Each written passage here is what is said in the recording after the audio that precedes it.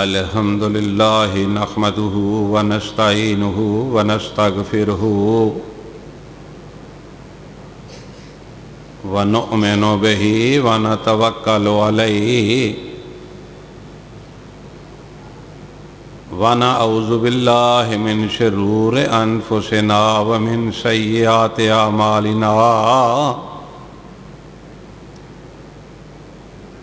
من يهده الله فلا مضل له ومن يضلله فلا هادي له وأشهد أن لا إله إلا الله وحده لا شريك له وأشهد أن محمدا عبده ورسوله اما بعد فإن خير الحديث كتاب الله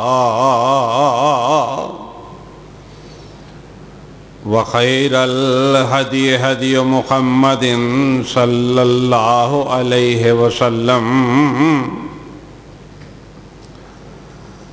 وشر الأمور محدثاتها وكل محدثة بدعة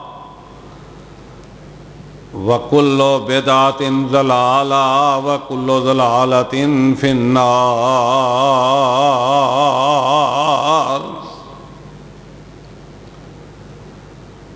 إِنَّ اللَّهَ وَمَلَائِكَتَهُ يُصَلُّونَ عَلَى النَّبِيِّ يَا أَيُّهَا الَّذِينَ آمَنُوا صَلُّوا عَلَيْهِ وَسَلِّمُوا تَسْلِيمًا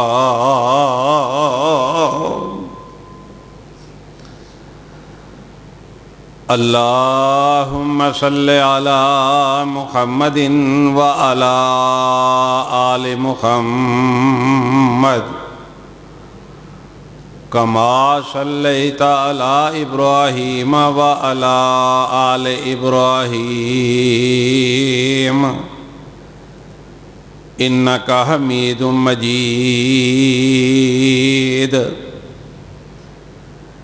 اللهم بارك على محمد وعلى آل محمد كما باركت على إبراهيم وعلى آل إبراهيم إنك حميد مجيد رب اشرح لي صدري ويسر لي امري واحلل عقدة من لساني يفقهوا قولي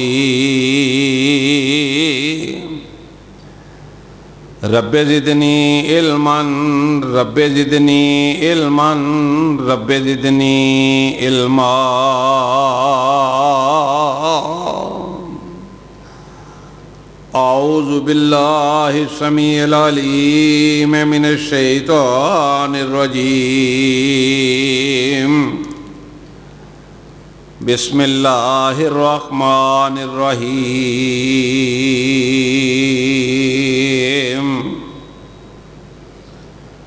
قل اننی ہدانی ربی الی صراط مستقیم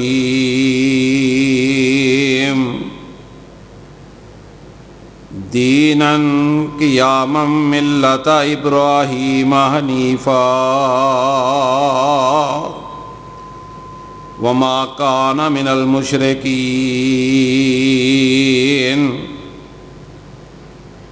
قل ان صلاتی ونسکی ومحیای ومماتی للہ رب العالمین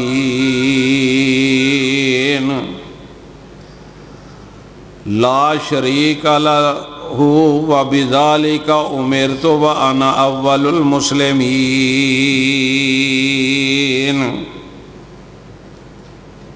قل اننی ہدانی ربی الی صراط مستقیم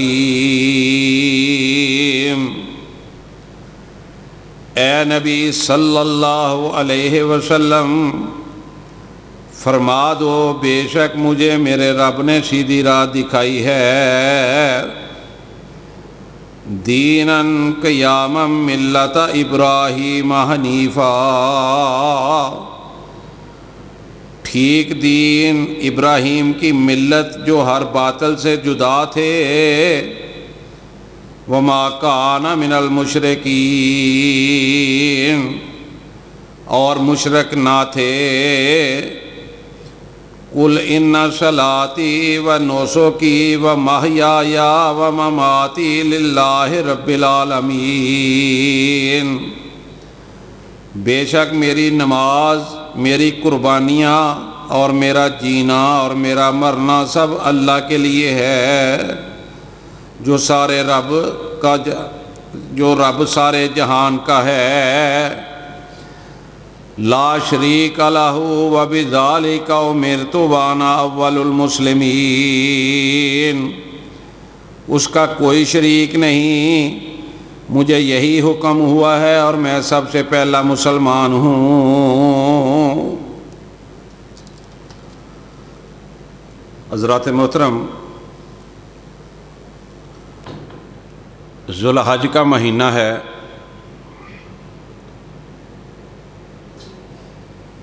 اور اس مہینے کے یہ جو ایام ہیں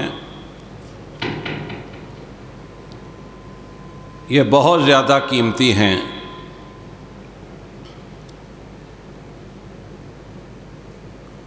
رسول اللہ صلی اللہ علیہ وسلم نے فرمایا کہ ان دنوں میں کی گئی عبادات اللہ رب العزت کو بہت زیادہ پسند آتی ہیں۔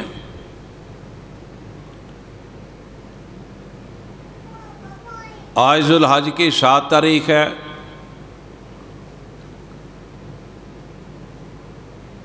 9 ذی الحج کو عرفہ کے دن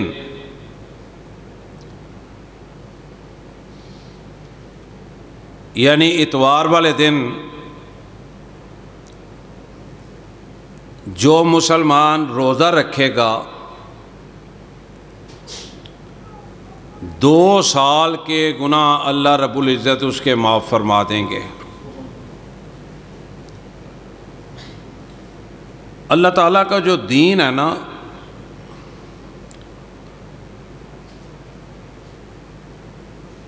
اس میں جو انسان نیکیاں کمانا چاہے بے انتہا نیکیاں کما سکتا ہے، اپنے نامہ اعمال میں نیکیوں کا اضافہ کر سکتا ہے۔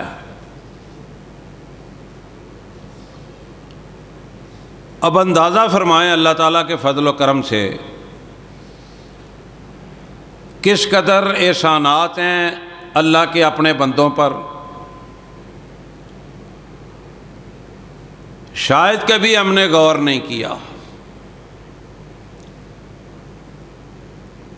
کہ اس قدر احسانات کہ ایک روزہ 9 ذی الحج کا بندہ رکھتا ہے، مومن مسلمان رکھتا ہے، اللہ تعالیٰ کی طرف سے آواز آتی ہے کہ میں نے تمہارے 2 سال کے گناہ معاف کر دیے ہیں۔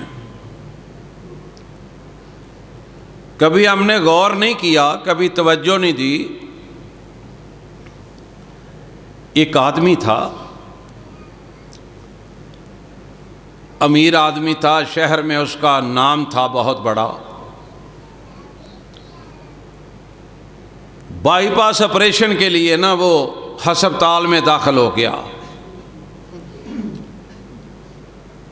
چونکہ نامی گرامی آدمی تھا، سب جانتے تھے۔ انہیں یہ نہیں کہا کہ آپ پہلے کچھ پیسے جمع کروا دیں، انہوں نے داخل کیا، علاج شروع کر دیا۔ آپریشن کامیاب ہو گیا۔ جس دن چھٹی ملنی تھی نا، اس دن فائل کے اندر رکھ کے ڈاکٹروں نے بل بھیجا، کو 12 لاکھ کے قریب اس کا بل بنا۔ بل دیکھ کے نا وہ رونے لگ گیا، زاروں قطار رونے لگ گیا۔ وہ جو ڈاکٹر تھے، عملہ تھا، وہ پریشان ہو گیا کہ امیر ترین آدمی ہے، بل دیکھ کے تو رونے لگ گیا ہے ہزاروں قطار۔ عملہ کہنے لگا کہ حضرت تسی روو نا، اگر کوئی پیسوں کا مسئلہ ہے تو یہ اندروں کٹ ہو جان گے، کمی ہو جائے گی، آپ پریشان نہ ہوں۔ کہنے لگا میں 12 کی بجائے 20 لاکھ بھی دے سکتا ہوں، میں رو اس لیے رہا ہوں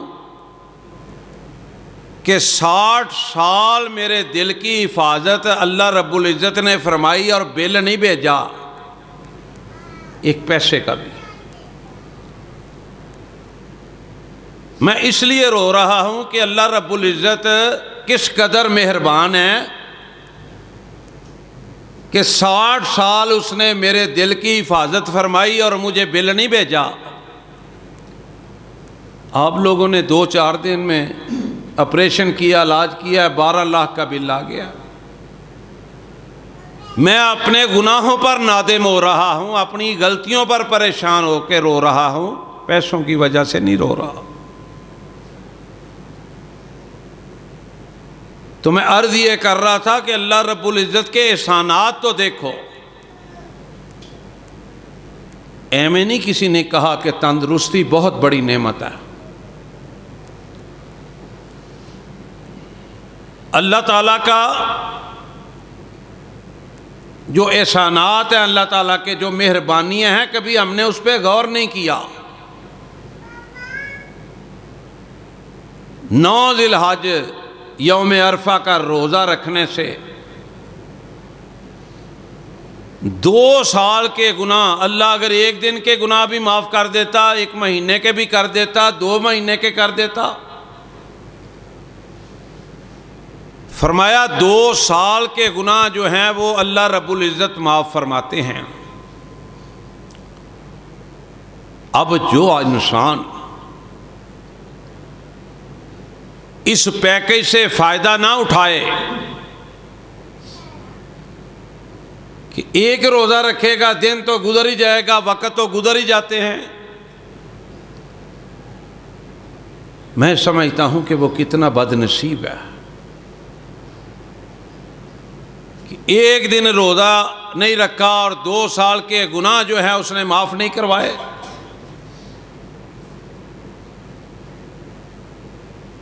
فائدہ اٹھانا چاہیے۔ آپ عہد کر لیں کہ انشاءاللہ اتوار کو روزہ رکھنا ہے اور اللہ سے 2 سال کے گناہ معاف کروانے ہیں۔ اللہ کا جو دین ہے نا، یہ بڑا بہترین ہے۔ دیکھو موسیٰ کے مقابلے میں کون تھا علیہ السلام؟ فرعون تھا نا۔ فرعون نے بھی اپنی دعوت پیش کی، جناب موسیٰ علیہ السلام نے بھی دعوت پیش کی۔ فرعون کی دعوت اپنی تھی، نقطے کو سمجھیے گا، اصلاح ہو جائے گی عقیدے کی۔ فرعون نے جو دعوت پیش کی تھی اس کی اپنی دعوت تھی، جو جناب موسیٰ علیہ السلام نے دعوت پیش کی تھی وہ اللہ رب العزت کی دعوت تھی۔ آج فرعون دنیا سے چلا گیا اور جناب موسیٰ علیہ السلام بھی دنیا سے تشریف لے گئے۔ فرعون کو کن الفاظ میں یاد کیا جاتا ہے اور جناب موسیٰ علیہ السلام کو کن الفاظ میں یاد کیا جاتا ہے؟ جناب ابراہیم خلیل اللہ، یہ جن کی سنت کی پیروی کرتے ہوئے انشاءاللہ اللہ کے فضل و کرم سے 10، 11، 12 اور 13 تاریخ مغرب کی نماز تک 4 دن قربانی کیے ہیں۔ میں نے پچھلے جمعے مسئلہ بیان کیا تھا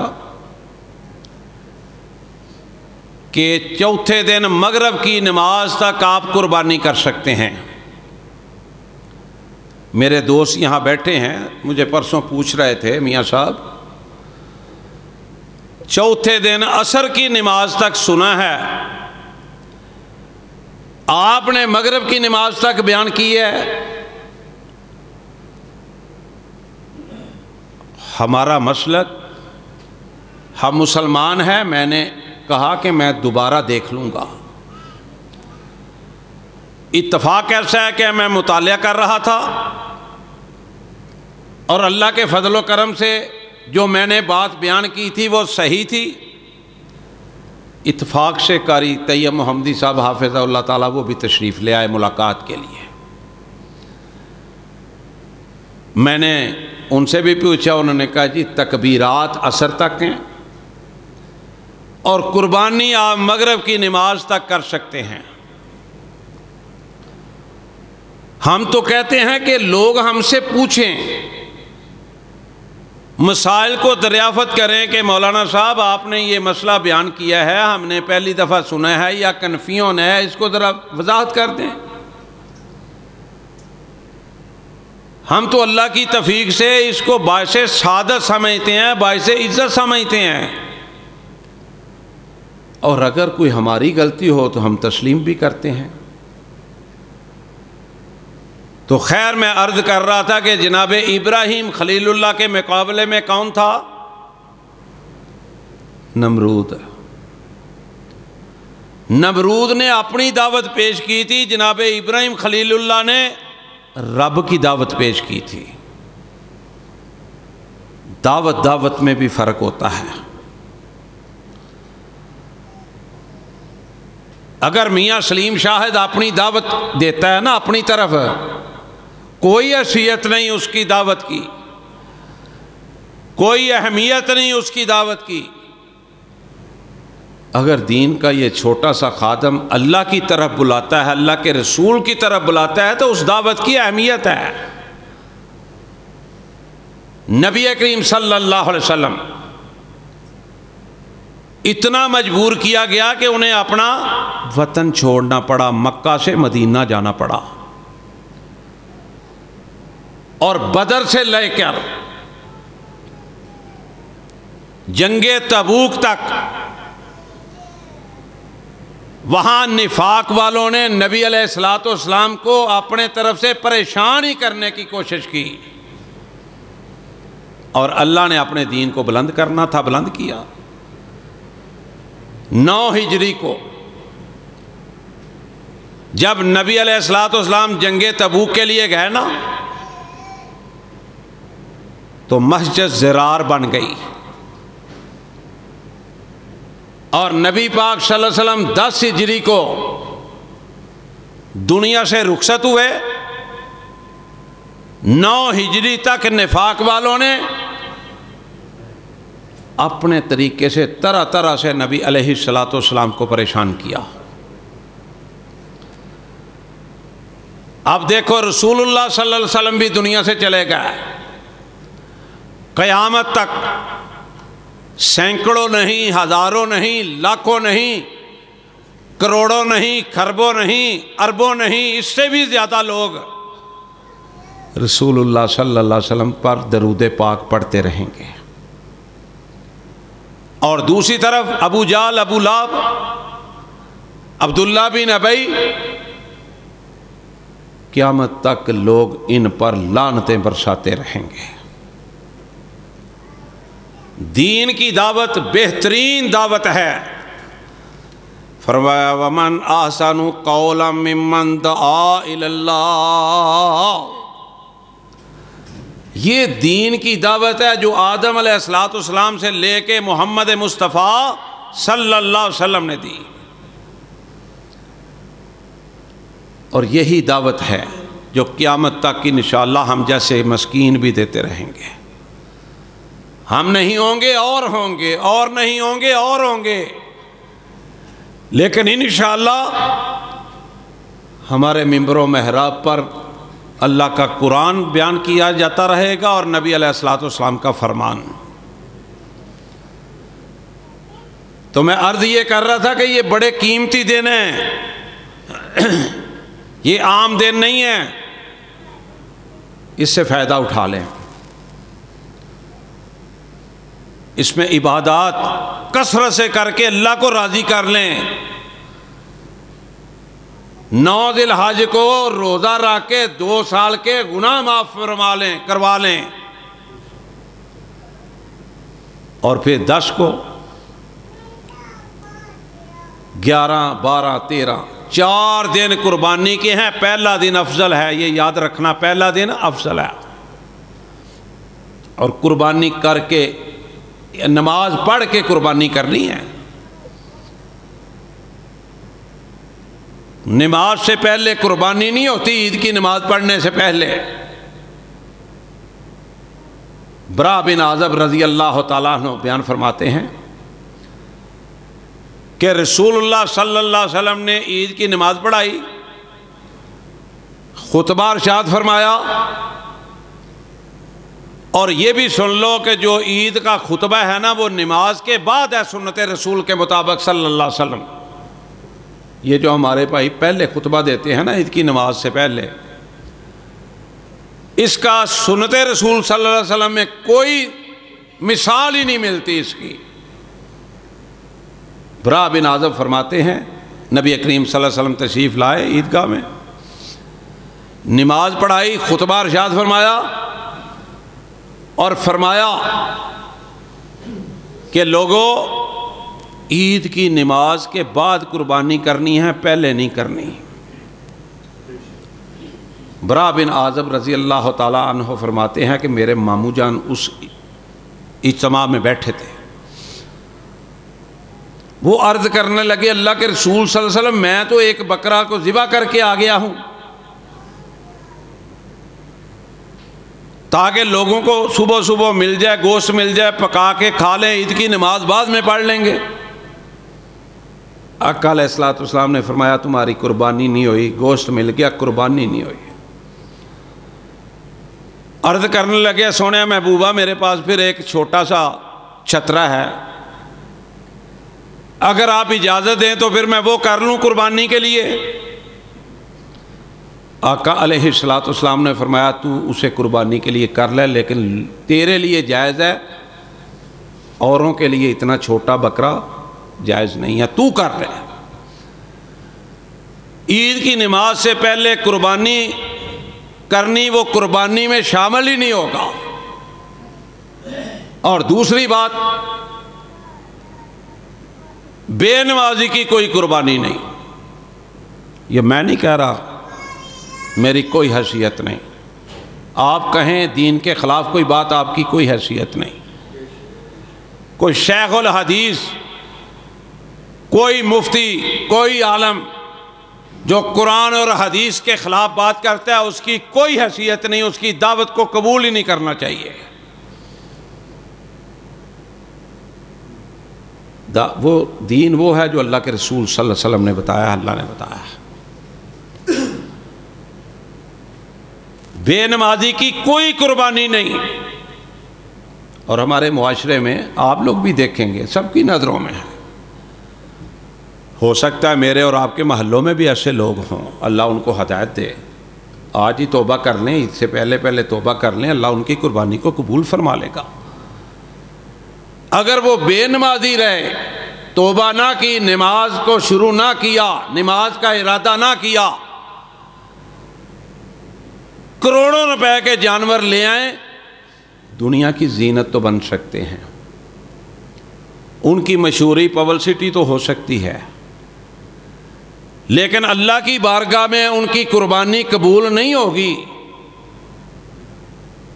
پھر سود کے پیسوں سے بھی قربانی قبول نہیں ہوگی، حرام کے پیسوں سے بھی قربانی قبول نہیں ہوگی، مشرک کی بھی قربانی قبول نہیں ہوگی۔ قربانی اس کی قبول ہوگی جس کے بارے میں کائنات کے رب نے اعلان کر دیا، اور اعلان بھی کروایا کس سے؟ آمنہ کے لال علیہ الصلوۃ والسلام سے۔ قل ان صلاتی و نسکی و محیایا و مماتی للہ رب العالمین۔ لوگوں میری نماز، میری قربانی، میرا جینا، میرا مرنا للہ رب العالمین، صرف اللہ کے لیے ہے۔ اور یہ قربانی جو ہے یہ سنت ہے ابراہیم علیہ السلام کی، اور بڑی اہم سنت ہے۔ قربانی فرض نہیں ہے، لیکن یہ سنت اتنی اہم ہے کہ امام الانبیاء جناب محمد مصطفیٰ صلی اللہ علیہ وسلم نے فرمایا کہ اگر ایک آدمی کے پاس پیسے ہیں، گنجائش ہے، وہ قربانی نہیں کرتا، فرمایا وہ مسلمانوں کی عیدگاہ کی طرف نہ آئے، قریب بھی نہ آئے۔ فرض نہیں ہے لیکن سنت ہے، اور سنت اتنی اہم ہے، سنت کوئی معمولی چیز نہیں ہوتی کہ جس کو ایویں نظر انداز کر دیا جائے۔ فرمایا اگر ایک بندے کے پاس گنجائش ہے، توفیق ہے، پیسے ہیں، اس کے باوجود قربانی نہیں کر رہا، قربانی کا جانور خرید نہیں رہا، فرمایا وہ ہماری عیدگاہ کے قریب نہ آئے۔ اندازہ فرمایا کہ کتنی اہم سنت ہے۔ اور نبی علیہ السلام نے گائے بھی ذبح کی ہے قربانی کی، اونٹ بھی کیا ہے، بکرے چھترے بھی کی ہیں، بھینس نہیں کی ذبح۔ یہ آج کل جو لوگ کٹے کا مسئلہ کھول لیتے ہیں نا، او بھائی جب بکرے ملتے ہیں، دستیاب ہیں، چھترے ملتے ہیں، اونٹ ملتے ہیں، گائے دستیاب ہے، پھر ان چکروں میں پڑنے کی یار ضرورت کیا ہے؟ سب کچھ اویلیبل ہے۔ تو نبی علیہ السلام نے فرمایا کہ یہ ایسی سنت ہے جو پیسے پاس ہوتے اگر قربانی نہیں کرتا وہ ہمارے مسلمانوں کی عیدگاہ کے قریب نہ آئے۔ اللہ تعالیٰ سب کو قربانی کرنے کی توفیق عطا فرمائے۔ اور رب کا دین یارو ایسا پیارا ہے، اللہ اکبر۔ اگر کسی کے پاس قربانی کے پیسے نہیں ہیں، دل کرتا ہے یا اللہ میرے پاس بھی ہوتے تو میں قربانی کرتا۔ اور کائنات کا رب کہتا ہے فکر نہ کر، فکر نہ کر، جنہوں نے قربانی کی ہے، قبول ہوئی ہے، ان کے نامہ اعمال میں جتنا ثواب لکھا گیا ہے نا، تیرے نامہ اعمال میں بھی اتنا ہی ثواب لکھ دوں گا۔ تیرے پاس پیسے نہیں ہیں، تیرا کیا قصور ہے؟ اللہ فرماتے ہیں فکر نہ کر، تیرے نامہ اعمال میں بھی تیری نیت کے مطابق، اگر تیری نیت سچی ہے، خالص ہے، تو میرے دربار میں تیری اس نیت کی بہت بڑی قیمت ہے۔ اور پھر اللہ کا دین دیکھو، یہ گوشت ہے نا قربانی کرنی ہے، سارا گوشت اپنے پاس رکھ لو، کوئی پابندی نہیں شریعت نے لگائی، قربانی کرو، گوشت رکھ لو، فریجوں بھر لو۔ آپ کا دل کرتا ہے، شریعت نے کوئی پابندی نہیں لگائی، آپ نے رشتہ داروں کو تقسیم کر دیں، شریعت کوئی پابندی نہیں، ایک رشتہ دار کو دے دیں سارا، کوئی پابندی نہیں لگائی شریعت نے۔ لیکن بہترین کام یہ ہے، بہترین عمل اور بہترین چیز یہ ہے کہ قربانی کے 3 حصے کیے جائیں، ایک اپنے لیے رکھیں، ایک عزیز و اقارب کو دیں، ایک غریبوں اور مسکینوں کو دیں۔ اور میں آج کے جمعے میں خدا کا واسطہ دے کر ایک بات کہنا چاہتا ہوں کہ یہ جو مانگنے آتے ہیں نا گوشت آپ کے، اور ہمارے دروازوں کے باہر بیچارے کھڑے ہوتے ہیں، ان کی حوصلہ افزائی کریں۔ غریب لوگ ہیں، پتہ نہیں بیچاروں نے کب کا گوشت خرید کے کھایا کہ نہیں کھایا، انہیں دھکے نہ دیں، انہیں چربیاں نہ ڈال کے دیں، انہیں چھچڑے ڈال کے نہ دیں، رشتہ داروں کو کم بھیج دیں، ان غریبوں کو دیں، ان مسکینوں کو دیں، علماء کرام کو دیں، قاری حضرات کو دیں جو بیچارے قربانی نہیں کر سکتے۔ اور یہ کھل کا جو مسئلہ ہے، اس میں بھی شریعت نے ایک پابندی لگائی ہے کہ آپ نے کسائی کو اجرت کے طور پہ نہیں دینی، آپ گھر رکھ سکتے ہیں، آپ نے مسلح بنانا ہے بنا لے، جوتا بنانا ہے بنا لے، آپ کھل کو گھر استعمال کر سکتے ہیں، کسی رشتہ دار کو تحفہ دینا چاہیں آپ دے سکتے ہیں، کوئی شریعت نے آپ پر پابندی نہیں لگائی۔ کتنا پیارا دین ہے، کتنا اعلیٰ دین ہے۔ اور یہ قربانی سنت ہے ابراہیم علیہ السلام کی، اور اس کو قرآن نے بیان فرمایا ہے۔ اور کمال کی یہ جو ہے نا حضرت ابراہیم علیہ السلام کی آزمائش تھی یارو، میں نے پہلے بھی عرض کیا ہے کہ جتنے انبیاء آئے ہیں 1,24,000 یا 44 بیمار نبی علیہ السلام کے، آزمائشیں سب کو آئی ہیں۔ کوئی نبی ایسا نہیں، کوئی عالم دعویٰ نہیں کر سکتا، کوئی شیخ الحدیث دعویٰ نہیں کر سکتا فلان جو نبی تھے نا ان کو آزمائش نہیں آئی تھی، بڑی بڑی آزمائشیں آئیں، لیکن سب کی آزمائشیں ایک طرف، میرے پیارے ابراہیم خلیل اللہ علیہ السلام کی آزمائشیں ایک طرف ہیں۔ اتنی آزمائشیں ایک طرف اللہ تعالیٰ کہہ رہے ہیں وَاتَّخَذَ اللَّهُ إِبْرَاهِيمَ خَلِيلًا، اے میرے ابراہیم تو میرا یار ہے، تو میرا دوست ہے، اور اوپر آزمائشوں پہ آزمائشیں آتی جا رہی ہیں۔ اور میں صدقے قربان جاؤں، ابراہیم خلیل اللہ نے بھی نہیں کہا دلوں کے بھید اللہ جانتا ہے، دل میں بھی نہیں خیال آیا کہ ابراہیم ایک طرف اللہ تجھے اپنا دوست کہہ رہا ہے، دوسری طرف آزمائشوں میں ڈالی جا رہا ہے، نہیں کہا، دلوں کے بھید اللہ جانتا ہے۔ اور ابراہیم علیہ السلام کی قربانی کا تذکرہ رب نے قرآن میں کیا ہے۔ اللہ اکبر، فرمایا وَقَالَ إِنِّي ذَاهِبٌ إِلَىٰ رَبِّي سَيَهْدِينِ رَبِّ هَبْ لِي مِنَ الصَّالِحِينَ فَبَشَّرْنَاهُ بِغُلَامٍ حَلِيمٍ فَلَمَّا بَلَغَ مَعَهُ السَّعْيَ قَالَ يَا بُنَيَّ إِنِّي أَرَىٰ فِي الْمَنَامِ أَنِّي أَذْبَحُكَ فَانظُرْ مَاذَا تَرَىٰ قَالَ يَا أَبَتِ افْعَلْ مَا تُؤْمَرُ سَتَجِدُنِي إِنْ شَاءَ اللَّهُ مِنَ الصَّابِرِينَ فَلَمَّا أَسْلَمَ وَتَلَّهُ لِلْجَبِينِ وَنَادَيْنَاهُ أَن يَا إِبْرَاهِيمُ قَدْ صَدَقْتَ الرُّؤْيَا إِنَّا كَذَلِكَ نَجْزِي الْمُحْسِنِينَ إِنَّ هَذَا لَهُوَ الْبَلَاءُ الْمُبِينُ وَفَدَيْنَاهُ بِذِبْحٍ عَظِيمٍ وَتَرَكْنَا عَلَيْهِ فِي الْآخِرِينَ۔ بیٹا مانگا رب سے بیٹا مانگا، کس سے مانگا؟ رب سے، کسی قبر سے نہیں مانگا، آدم علیہ السلام کا نام لے کے نہیں مانگا، کسی اور جگہ نہیں مانگا، ڈائریکٹ رب سے مانگا۔ رب نے پھر بیٹا دیا۔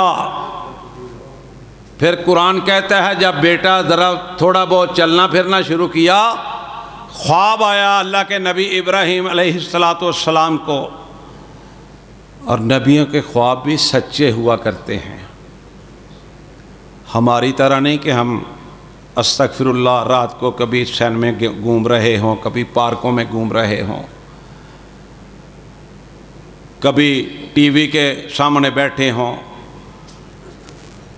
بیٹا اللہ نے دیا، بیٹا بھی سونا پیارا اسماعیل، اللہ اکبر، باپ بھی نبی بیٹا بھی نبی۔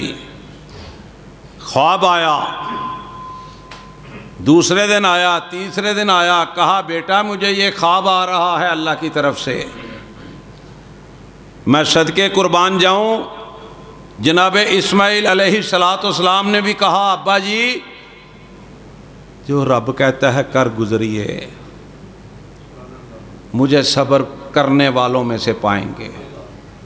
ابراہیم علیہ السلام کی وہ عمر نہیں تھی اتنی سمجھنے والی، اتنی سوجھ بوجھ والی، لیکن کہا ابا جی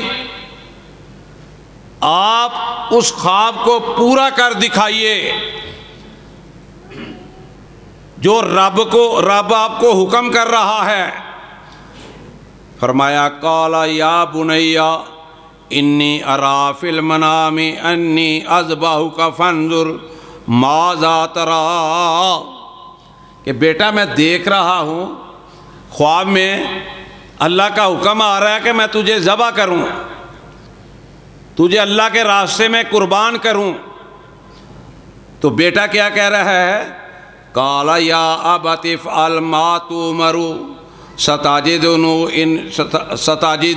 ان شاء اللہ من الصابرین۔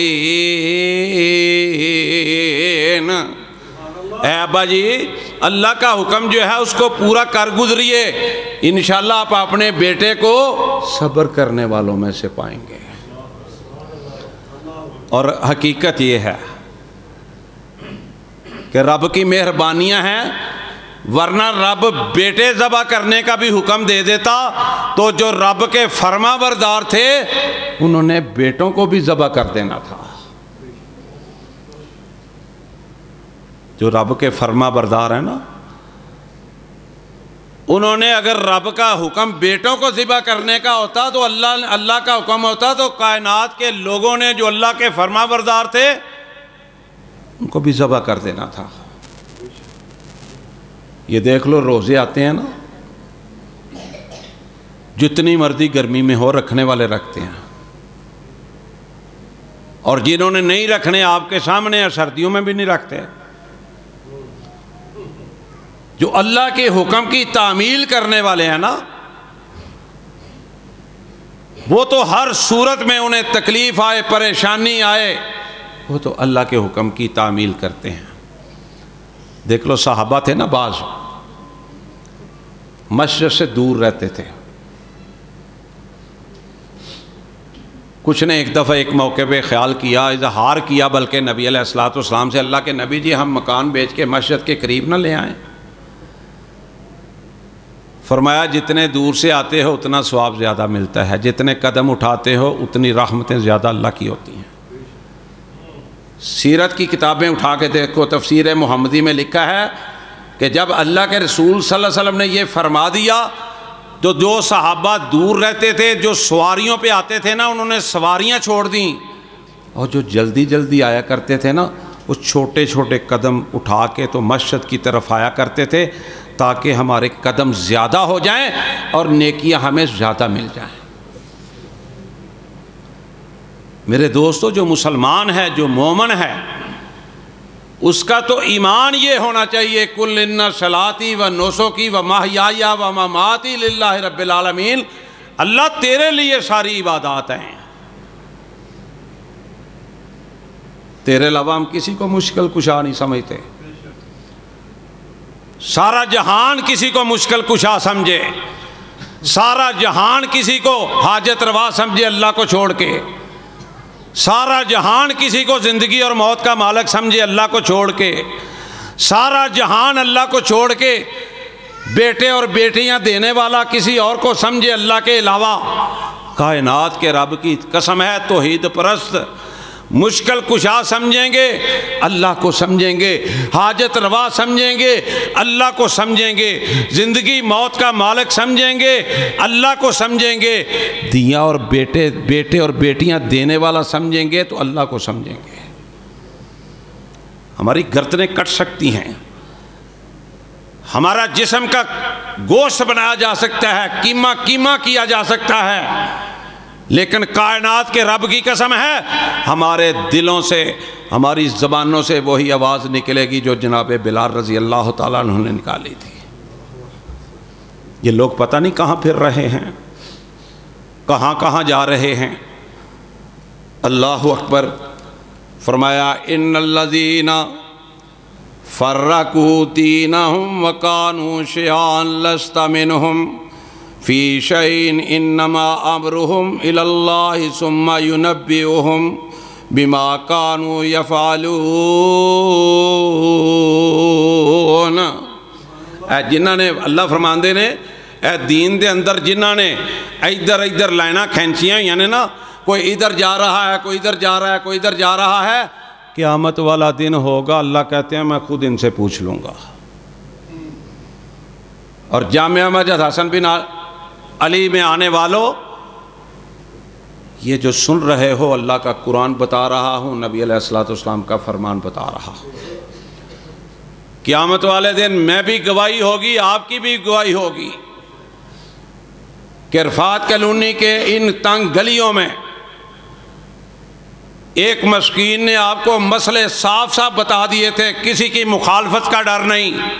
اور میں کئی دفعہ کہا کرتا ہوں کہ مولوی تنہا در ہوتا نا یہاں پہ، آپ کی دعاؤں سے، آپ کی دعاؤں سے، اللہ کی توفیق سے، جس قدر میں نے توحید اور رسالت اللہ کی توفیق سے، میرا کوئی اس میں عمل دخل نہیں، اس کی توفیق سے، یاد رکھنا۔ میں نے 27 سالوں کے اندر یہاں پہ جو صاف ستھری توحید اور صاف ستھری بغیر کمپرومائز کیے رسالت بیان کی ہے نا، سب کے نصیبوں میں نہیں آتی۔ اور یہاں پہ بہت سارے میرے دوست، اللہ انہیں جزائے خیر دے، ان کی اولادیں، جب یہ مسجد بنی تھی نا، وہ علی حجویری رحمۃ اللہ علیہ کے دربار پر جا کے جمعرات کو چڑھاوے چڑھاتے تھے۔ میرے اللہ نے ان کے دل بدل دیے، ذہن بدل دیے، اللہ نے ان کی کائنات بدل دی۔ توحید پرست خود بھی ہو گئے، گھر والے بھی ہو گئے، اولادیں بھی ہو گئیں۔ کئی مولوی تنہا ڈرتے ہیں بڑی کھلی بات کرتے ہوئے، کوئی ڈر نہیں سوائے اللہ کے خوف، اللہ کا۔ جب تک زندگی ہے، سانس میں سانس باقی ہے، رب کے قرآن کی بات کروں گا، رب کے نبی کی فرمان کی بات کروں گا، سارا زمانہ خلاف ہوتا ہے تو ہو جائے۔ یہ ابراہیم علیہ السلام کی سنت ہے۔ اور دوست لیٹ آتے ہیں، مرضیاں ہیں آپ کی، آپ جانے، آپ کا رب جانے، ہمارا تو فرض ہے کہنا۔ میں نے شروع میں بتایا ہے کہ اتوار والے دن سارے دوست وعدہ کرو، عہد کرو اپنے رب سے، مجھ سے نہیں۔